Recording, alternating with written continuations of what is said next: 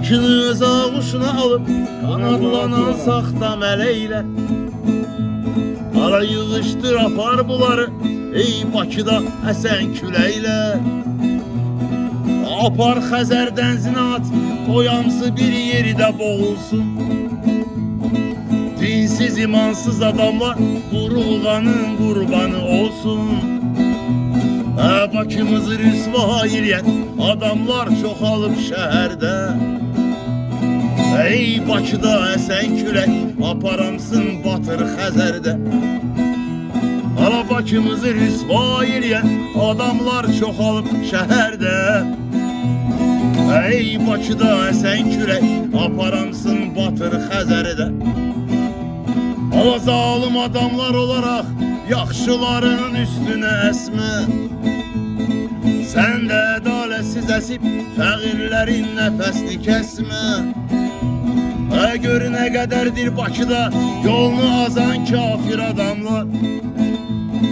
Sən onların üstünə əs, onlarla sorulsun haramlar. Ala Bakımızı rüsva eləyən adamlar çoxalıb şəhərdə. Ey Bakıda əsən külək aparamsın Batır Xəzərdə.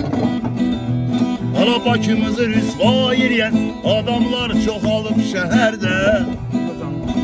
Ey Bakıda əsən külək aparamsın Batır Xəzərdə.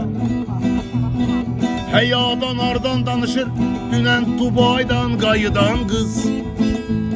Ala olan qalan həyasında orada qoyub gəlib həyasız. Elin gözü tərəzidirsə həyalı görsənməyə dərddir. Bakıda xəlbət gördü iş Dubaydakından da betərdir. Ala Bakımızı rüsva eləyən adamlar çoxalıb şəhərdə.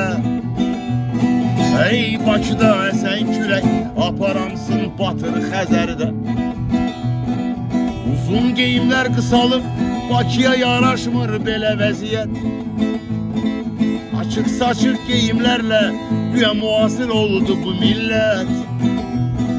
Ey çox azdır düşünən, axı bu bizim dinimizə yaddır. Hicabda gəzmək qadağan, lütlənib gəzməksə azaddır. Ala Bakımızı rüsva eləyən adamlar çoxalıb şəhərdə. Ey Bakıda əsən külək aparamsın Batır Xəzərdə. Ala Bakımızı rüsva eləyən adamlar çoxalıb şəhərdə. Ey